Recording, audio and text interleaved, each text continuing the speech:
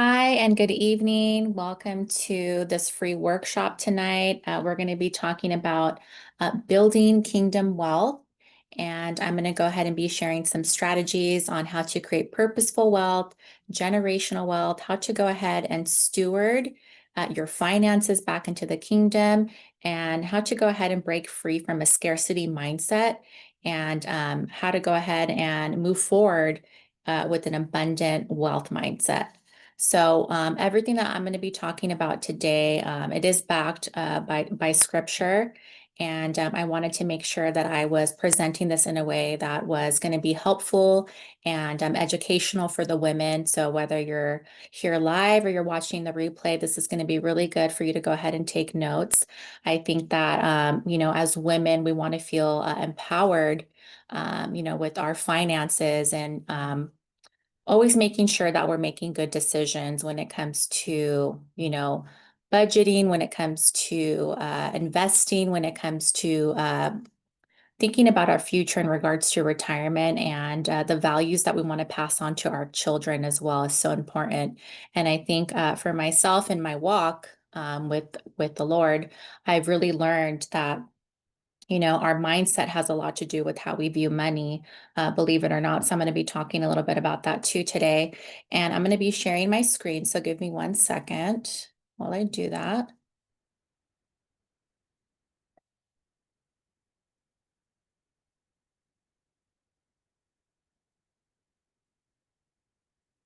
Okay, can you guys see my screen?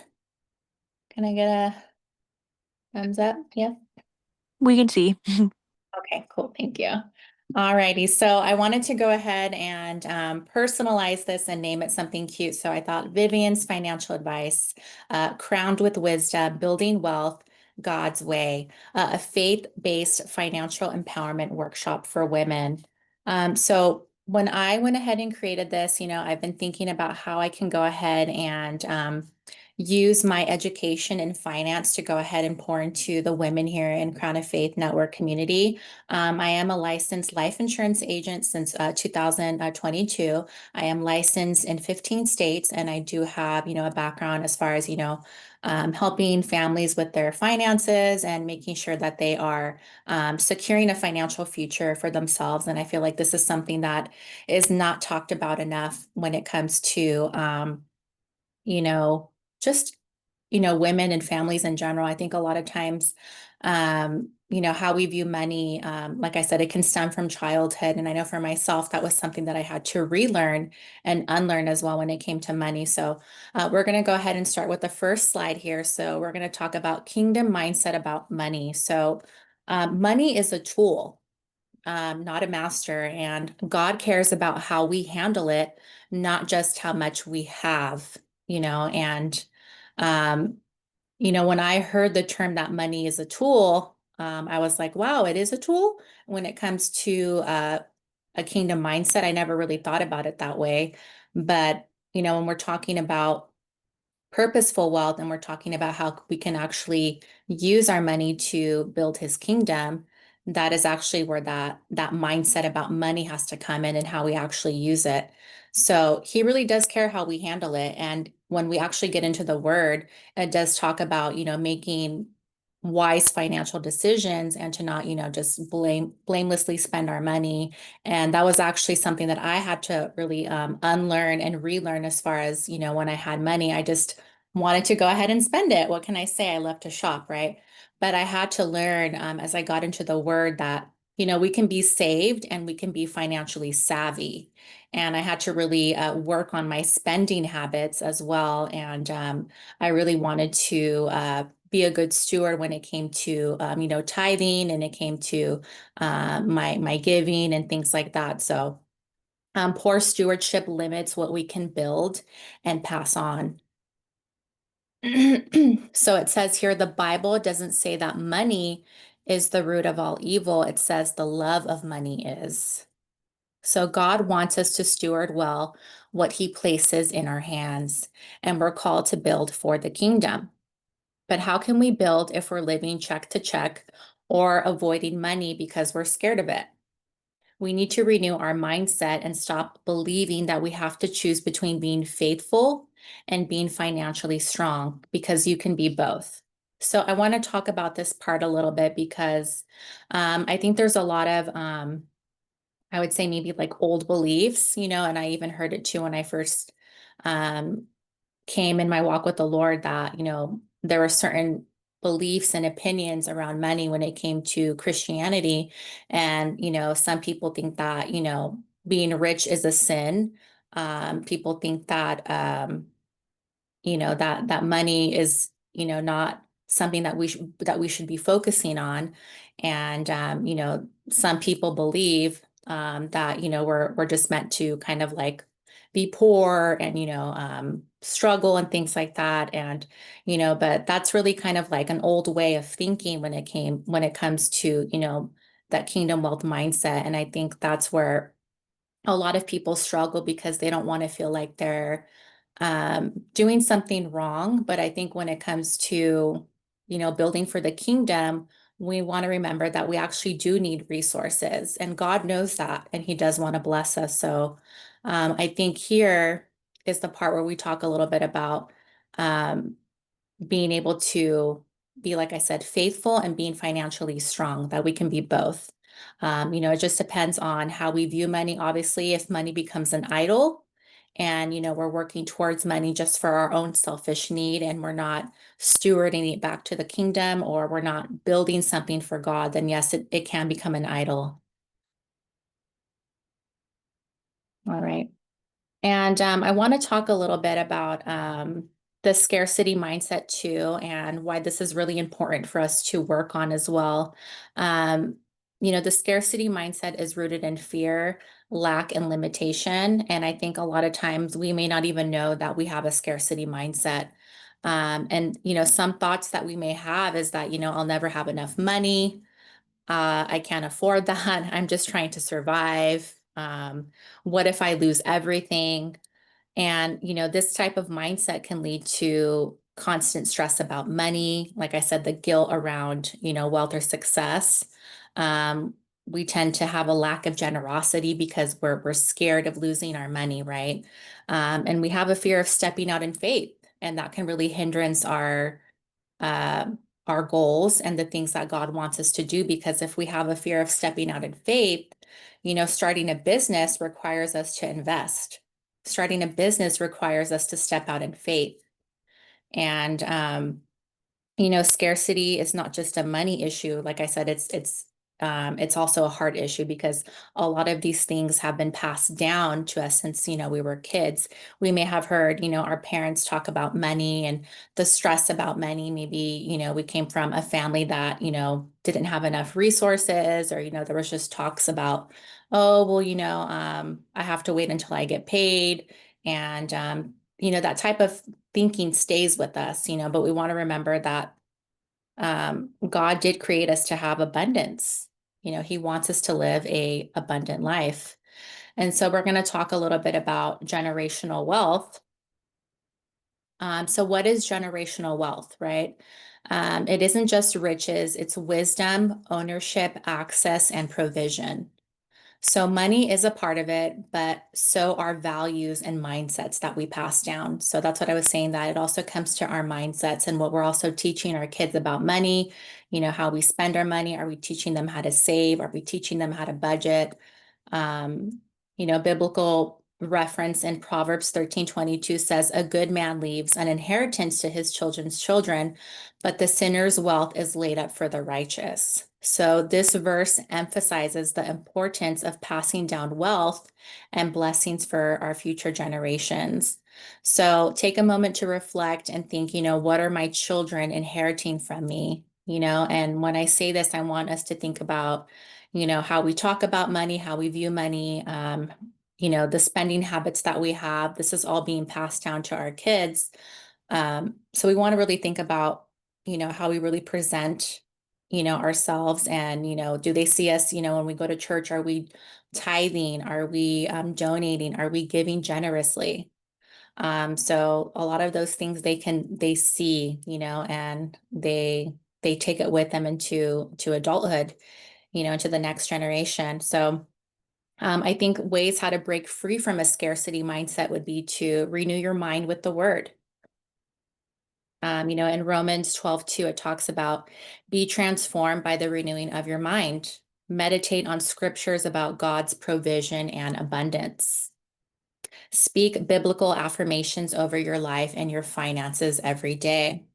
An example affirmation I have is I serve a God of abundance. He provides for every need, so I can bless others and build his kingdom. So that's a little bit about breaking free from the scarcity mindset. And I also have, let me see, I have some stuff here I printed out for you ladies. So you may be watching this and you're like, well, how much should I tithe, right? Like when it comes to tithing and things like that. It is recommended that you tithe 10%. So whatever money that you have, in your monthly budget, for your work and things like that, when you get paid, it is recommended to go ahead and tithe 10%. This is also new to me. I just learned this too last year. I had never tithed before. And that was something new for me, but it is biblical obedience. Um, and it's not a donation, it is God's portion and it does honor him. And I would say if you're struggling financially, I would say just start with, small, consistent giving and growing it from there. Okay. Because tithing isn't about money, it's about trust. It reminds us that everything we have is God's and we're just stewards. Okay. I wanted to explain that because at first I was like, well, what does tithing mean? I was like, what's that? I never knew about that. And also I want to go ahead and talk a little bit about, let's see where my other handout is here. Nope, I left it outside. But I did want to talk a little bit about, blessing your business too, and making sure that you're really incorporating God into your business. And this was something new for me. I had been in the financial industry from 2022 to till now, but I had never really incorporated God into my business. So this is really important and dedicating your business to God. As it says in Proverbs 16:3, commit to the Lord whatever you do, and he will establish your plans. So I would really encourage you, if you have a business or you're thinking about starting one, write down your mission and your vision, pray over it, give God full ownership of your business, make him the CEO of your business. You can say a simple prayer like, Lord, I dedicate this business to you. Let it reflect your love, your truth, and your purpose. Lead my decisions. So something just short as that. When I first started Crown of Faith Network, what I did was when I got my first profits, and I had never done this before, in my career before, fully transitioning to the financial industry. I had always just gotten paid and spent my money on whatever I wanted to, paid my bills and things like that. But this time, now that I'm walking with the Lord, when I started Crown of Faith Network, the first profits that I got, I dedicated it to the Lord. I said, Lord, this is not my money. This is your money. These are your finances. I am just a steward. I am just your servant. And I got oil and I anointed my money. And so doing something like that, where it's showing God that you're putting him first place, is really special, and you're really going to feel aligned, and knowing that what you're doing is not out of vain. You're doing it for his kingdom, right? The second thing I would recommend is seek God first in your strategy. Like I said, praying to him before decisions, fasting when needed. I know I do that often when I start to feel like fog, when I start to feel like I'm unsure of, what step to take next. I definitely start fasting, and I will do that, for a certain amount of time. Invite the Holy Spirit into your planning. That's really important. And I would say incorporate your kingdom values into operations. So that means like making sure that whatever you're doing, you're practicing with integrity, you're acting with grace and excellence, reflect Jesus in your brand and your client care, represent him well. That's what I would say. And like I said, tithe, give from your business. Set a percentage to give whenever you have your profits that come in when you get paid. Ask God where He wants you to sow. Maybe He wants you to support a ministry or an outreach organization. And the next thing I would recommend is rest. Um, Rest and, take time to really be still and seek Him. And, Jesus rested. It even says in the Bible that the seventh day He rested. It's the Sabbath day. And like I said, make God the CEO daily. As it says in Psalms 37:5, commit your way to the Lord and trust in Him. So start with prayer or devotion and ask what God wants you to focus on today. Okay. So we're going to go to the next the next slide here. Sorry, my voice. I was also recording for my podcast today.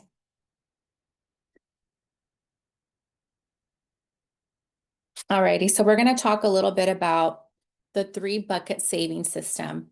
And when I had gotten into the financial industry, this was all new to me. Was never like really saving. I didn't have an emergency fund, a short-term fund, a long-term savings fund. Like I said, I had a savings, but I would always like pull money out of there. So nothing was really being saved. So what I recommend is the three bucket saving system.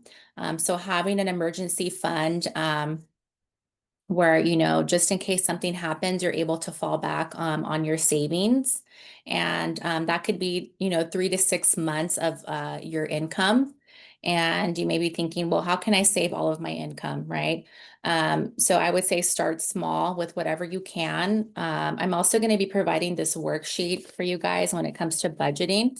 It's my faith-filled monthly budget, and you basically write down all of your finances, your monthly income, tithing and giving, you do 10%, your emergency fund, you do 10%, short-term savings, long-term savings, and you really break down like where your money is going. So your rent, your utilities, your groceries, transportation and gas, your insurance, childcare, subscriptions, phone, internet, your debt payments like loans and credit cards. And it's going to help you total up your monthly expenses, and it's going to help you see what's left. And I would really recommend doing this because a lot of times, our spending is like on going out, on food, on subscriptions like Netflix, Starbucks, things like that, shopping. And when you really start to see where your money is going, it really motivates you to make those changes. I would always tell my clients that, we're willing to spend, 7 to maybe $8 on a coffee. If you think about how many times you buy Starbucks in a week, and you add it all up for the month, you're probably spending anywhere from like $100, maybe at least, and you could be actually putting that into your savings. You could actually be putting that into your retirement fund. You could be using that to go ahead and start a life insurance policy for your child.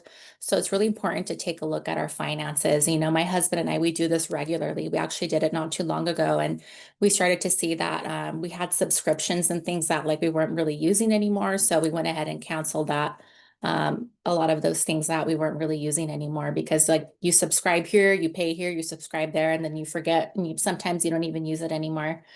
So think of this as a kingdom strategy to give your money an assignment. The first bucket is your emergency fund. This is your peace fund. The second is short-term savings. These are your joy funds like vacations or Christmas. And the third is your long-term fund, your legacy and retirement.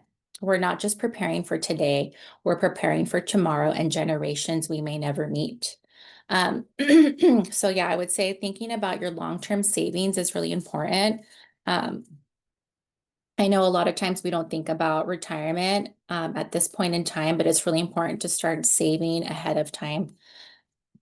So budgeting one-on-one for women of faith, budget equals boundaries with purpose. It's not punishment. Um, and I had to really learn this because, like I said, I love to shop. drop a few $100s every time I went out to shop or more. So you have to remember that, it's not punishment, that, a lot of times we have to look at our needs versus our wants. And a lot of times it's really just wants, it's not needs. So this has really helped me to kind of put that into perspective, and including for our tithing, our saving, our investing, and our giving. So I want you to take a moment to ask yourself and reflect, where is your money going every month? And does it align with your values? So a budget is simply telling your money where to go, so you're not wondering where it went. It's a form of discipline and divine order. When we budget, we're saying, Lord, I trust you with my income, and I'm going to manage it like a wise daughter. Start with what you have, and give every dollar an assignment. Okay, so really important there. Okay. So we're going to talk a little bit about life insurance and financial protection. Life insurance isn't just for husbands or breadwinners. It's a protection plan, and it's a final gift to your loved ones. It's always good to reflect what happens if there's no plan in place. Most clients that I meet with and things like that, they don't have enough savings to even last them 6 months if the main breadwinner were to pass away. And that's just a reality that we face with our economy, and things are always going up. So it's hard for people to start saving now unless you have a really good job, or you are pretty well off. It's actually really a struggle for a lot of people to save. And like I said, if a main breadwinner were to pass away, studies show that most families would struggle with already within like the third month of the breadwinner being gone. But life insurance, like I said, isn't just for husbands or breadwinners. I always encourage the women to always have their own life insurance policy, so that you can leave something behind for your children, God forbid. I know it's not a conversation we like to talk about as moms, but it's always good to think about, well, yes, if my spouse passed away, yes, I would want to have life insurance to be able to, secure my finances and make sure that I'm able to grieve peacefully. But how about me? Do I want to leave something for my kids as well? So it's really important to really think about that, and take the time to really look into that. If you haven't, I would always tell my clients, life insurance is based off of your health and your age, and it's always best to do it when you're young and you're healthy. So I would say look into that if you don't have a plan in place. It's really important. We plan weddings, vacations, and baby showers, but what about protection for the unthinkable? Life insurance is an act of love and responsibility. It ensures that your family doesn't carry your loss and your bills at the same time. This is not about fear, it's about being faithful. You deserve to be protected and to protect your legacy. So this is something that I feel like it really needs to be talked about, especially in uh, the Latino community. Myself being a Latina, life insurance is not something that we talk about. It's not something that we're educated on. I did not know about life insurance until 2022, until I got involved in the financial industry.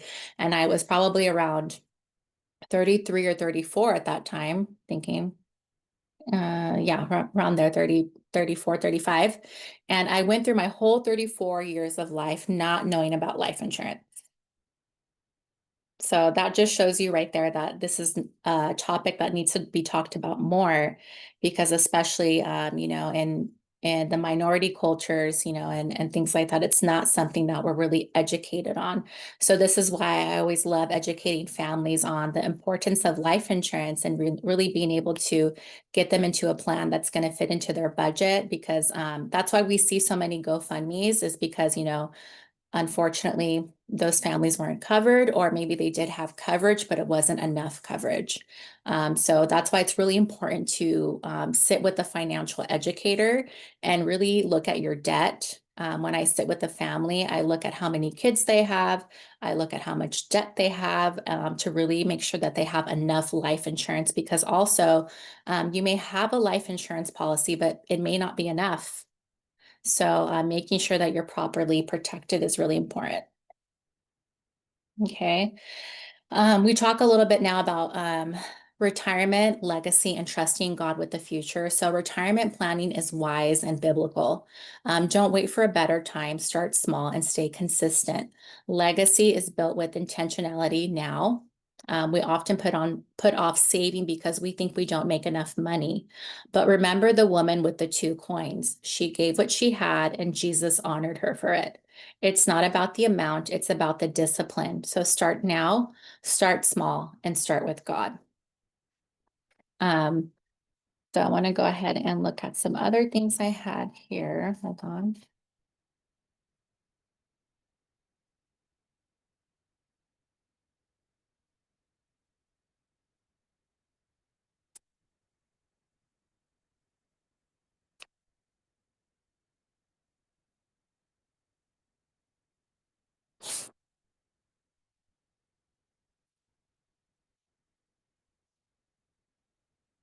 Maybe I left one of my other handouts outside. That's okay. So I want to go ahead and go into this next slide. So Deuteronomy 8:18, remember the Lord your God, for it is he who gives you the ability to produce wealth. So I basically wanted to do this because I want to encourage people that it's not too late to start building wealth and wisdom. Whether you're 25 or you're 55, God can multiply what you commit to. And let's be women who build legacy, protect our families, and glorify God with our finances because you are crowned for wisdom. So kind of to go ahead and go over what we talked about is just really breaking free from that scarcity mindset and start embracing a kingdom wealth mindset. Really take time to reflect on, identifying the root of scarcity if you do have one. Was it childhood lack, financial trauma, or generational poverty or cultural beliefs? Break that agreement and say that you're not break that agreement with the lies that say you're not worthy of wealth or that you're destined for struggle. Okay. So 2 Corinthians 10:5 says we take every thought captive and we make it obedient to Jesus Christ. Okay, so I really want you ladies to think about that and remember that God didn't create us to struggle. He wants us to live an abundant lifestyle, right? And that doesn't mean, we're going to strive to be rich and, do all this and that, but He wants us to be financially responsible. He wants us to be financially taken care of. He wants us to know that He is our provider. He's sovereign. He's going to take care of us, but we also need to do our part too. So that's why I think it's really important to talk about savings, to talk about retirement, tithing, investing. Those are all things that I can help you with if you're looking into, a fund for your retirement. I also help with annuities as well for your retirement. And I would say for the tithing and the giving, I would say pray on it. Where does God want you to sow your money into? I would say, your local church is really important when it comes to tithing. Saving is super important. I would say just start small. Like I said, my husband and I, we have a short-term savings and a long-term savings. So the short term is like 3 to 6 months worth of your income. The long term is going to be more, maybe like a year's worth. And then you also have like a little emergency fund too that you kind of put into here and there when you're able to. If you can't do all of them, that's okay. Like I said, just start somewhere. Start saving, at least $100 if you can. And it's really important to go ahead and tithe first, pay the Lord first, pay your bills, and then look at what you have left and be responsible with it. I know it's tempting to go ahead and spend and things like that. And, but we want to think about the long term. We're so focused on what feels good in the moment, but yet we're not thinking about our future and our retirement. So super, super important to go ahead and have that kingdom mindset. And I also have this faith-filled monthly budget that I can send to you if you want this. So I'm going to be putting that up in the group as well, so you can use that. And I also have the steps to incorporate God into your business, which I think is really important. So I'm also going to be putting that in the group as well. And just remembering that God owns it all. God is sovereign and everything that we have is His. It even says in the Bible that He's the owner of silver and gold, but He wants us to be able to, have faith in Him and steward what we have in good spirits and in good faith. So also in Deuteronomy 10:14, it says, to the Lord your God belongs the heavens, even the highest heavens, the earth, and everything in it. Righty, so that is pretty much it for this workshop today. Let's steward this season together as a woman called to serve and uplift others. I want to extend a heartfelt invitation. If today's workshop encouraged you, if you're here today live or you're watching the replay, if you're curious about any of these areas here, we talked a little bit about, your budget. We talked about how to build purposeful and generational wealth. And we talked about life insurance in a way that aligns with your values. And we talked about taking the first step towards stewarding your finances with intention and faith. So if you feel like you're in a season where you want to start, moving a little bit more responsibly with your money and you want to make sure that you're doing the best that you can for your family, I'm more than willing to offer a complimentary one-on-one call just for you to go ahead and take a look at your finances to see where we can help cut some loose ends and help you get on a better budget. And also that comes to life insurance as well. Like I said, I am licensed in 15 states, and if I'm not licensed in that state, I probably have a friend who is. So we can go ahead and get you into a really good plan. You guys, life insurance is so affordable. Like I said, the younger that you are, when you get it, the more affordable it is. The longer that you wait, the more expensive the rates are because you're more of a liability to the insurance company. So I would really encourage you guys, if you're not insured or maybe you are, but maybe just your spouse is, I would look into getting a little small policy for yourself so that you can have your own policy and leave something behind for your kids. And I've seen people pay as low as like $8, $20 a month, just depending. And it doesn't have to be something big. Maybe we can get you into a $10,000 plan, $50,000 plan, or something, at least just to have something. And you can always build it up later. So when I first got my life insurance policy, I think I only got it for 100,000 at the time because it was affordable and what I could do. And then as time has gone on, I have increased the value of my life insurance. So God forbid, if I were to pass away tomorrow, my kids would be, financially taken care of for their education. And I would also be able to leave something for my spouse as well. So, so really super important to think about this. I know it's not a topic that people like to talk about, but it's definitely needed. Like I said, it breaks my heart when I see those GoFundMe. So we want to make sure that we are spreading education and we're spreading this word and we're letting people know that, there is a responsible way to deal with our money. And like I said, it's not punishment. We're not saying, no, don't go have fun, don't go to the movies, don't do this and that, but it's just learning to take a step and look at where your spending is going and just being a little more cautious about how we do that. So thank you again so much for joining this call tonight. Like I said, I'm going to go ahead and put those free resources for you ladies in the group, and there will be a link there that you can go ahead and download that Crown to Build Incorporating God into Your Business, and also to go ahead and take a look at your finances. You can budget that, take a look at your budget as well, okay?